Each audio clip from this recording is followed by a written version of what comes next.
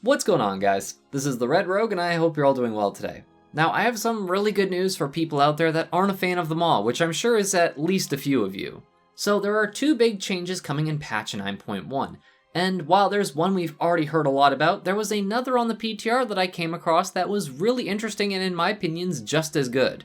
So thank you so much for joining me today. Now let's discuss mounting in the maw and the removal of the Eye of the Jailer mechanic.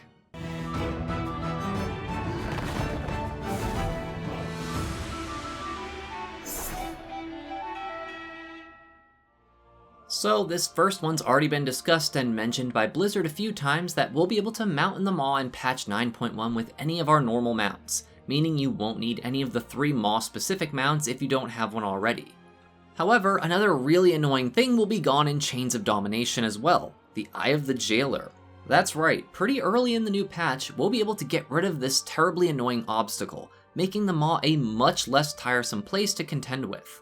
This video will have footage of the new zone, quests, and other content, so if you don't want any spoilers, now is your last and only chance to bail. But you can rest easy knowing that 2 of the most frustrating things about the maw will be gone within the first hour or 2 of the new 9.1 questline. If it doesn't break or bug out servers or explode in a fiery ball or something, which totally won't happen. Mounting in the maw has been a topic of discontent among a fair amount of the player base, although there are currently 3 different mounts you can earn that would allow you to do it in patch 9.05. However, for people that don't want to or don't have the time to do twisting corridors, or are really unlucky with rare mount drops, then this can still be a problem and presents a barrier to entry in the maw. Thankfully, within only a few quests leading up to the discovery of the new zone Korthia, we'll be able to unleash our full power as a true maw walker, whatever that means, which somehow lets me use my motorcycles and robots and mecha in the maw that I couldn't use before. I seriously don't get how in any story capacity the maw limitations make sense on mechanical mounts, but oh well. For those who haven't looked into the new Sanctum of Domination raid, you might see a few familiar names, but one in particular was pretty interesting to me. The Eye of the Jailer. Yes, there is literally a physical object, the Eye of the Jailer. I don't know, I always assumed that was just a figure of speech because he could see everything in his realm, but no, it's actually a giant badass looking sphere-shaped jerk. The Eye of the Jailer makes some stories come around full circle if you've been paying attention to the dialogue in a certain Night Fae dungeon, namely Muzala and how he struck a deal for Odin's eye. Yup, literally the Eye of the Jailer is Odin's missing eye. I never would have guessed that one, as you'll actually be helping some Valkyr get free from Helya, as she's still hanging around in the maw in cahoots with the Jailer. By freeing one Valkyr in particular named Danica, you'll be sent on a short quest chain that takes you to Skyhold, the Warrior Order Hall from the Legion expansion. This, for players who didn't have a warrior or played at all during Legion really, is basically the WoW equivalent of Valhalla of Norse mythology. Here we'll be working with Odin to exact retribution for the many Valkyr that Helya has been slaying, so of course we have a number of fetch quests and errands to take care of. One of these quests is to craft a war horn, which will be empowered with the voice of Odin. Obviously, Venari knows how to do this and how to make it work in the maw, because why wouldn't she know something that obscure? After attuning the Ilska horn to the maw, we'll be able to call out the Eye of the Jailer and slap it around in a currently kinda buggy little fight.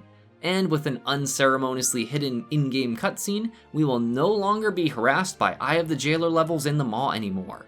Stygia will be much more farmable due to the removal of the Eye of the Jailer. However, you will need to complete this introductory quest on every single character that you want to receive these benefits for. A downside to Stygia Farming in patch 9.1 is that the 2 big items that you would be buying from Venari currently, the Unbound Reality Fragment for conduit upgrades, and the Spatial Realignment Apparatus, which allows for us to socket some of our gear, yeah, those won't see that much usage in patch 9.1. For socketing your gear, it only allows you to do it on gear earned during Shadowlands Season 1, which, yeah, that ends when patch 9.1 starts. For the Conduit Upgrader, that will still technically work up to item level 226 for your Conduit. However, that will be the same as normal difficulty of the new raid, and it'll be what drops from Mythic Plus dungeons as well, so it might be handy if you're just really unlucky with some of them, but that's about it. Stygia will still be useful for the Torghast account-wide upgrades as long as they don't change anything about those, as well as some of the new mount rewards from the Korthia-specific reputation faction, Death's Advance. And not having to deal with the Eye of the Jailer mechanic anymore will be pretty awesome, since a lot of Covenant assaults and special events will be taking place in the Maw during patch 9.1, so not having to deal with random chains or Mossworn scooping you up and dragging you away will be very nice.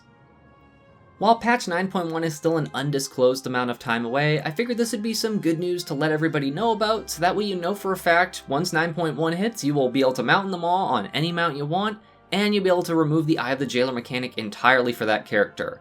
However, being that it's only on that character, that means if you have any alts and you want these same benefits for them, you will have to complete this introductory quest chain on every single one of them as of now. It takes about an hour to an hour and a half to do it, depending on how busy the server is at the time. I'm sure on launch day it'll be a little bit longer just because of bottlenecks and totally not game-breaking issues or any other quest problems on a patch day. Never. Anyways, I hope you folks found this information useful. If so, please consider leaving a like, a comment, or maybe even subscribing to the channel if you haven't yet. It's all tremendously appreciated, and I might have some other useful information on the channel for you. I'll be covering as much PTR stuff as I can in the coming weeks, so just keep an eye out for it. Anyways, I just wanted to extend my gratitude to all of my viewers, and especially my patrons, who all help make these Shiba Shenanigans possible. Thank you all so much for watching. This is the Red Rogue, and I'll see you guys around.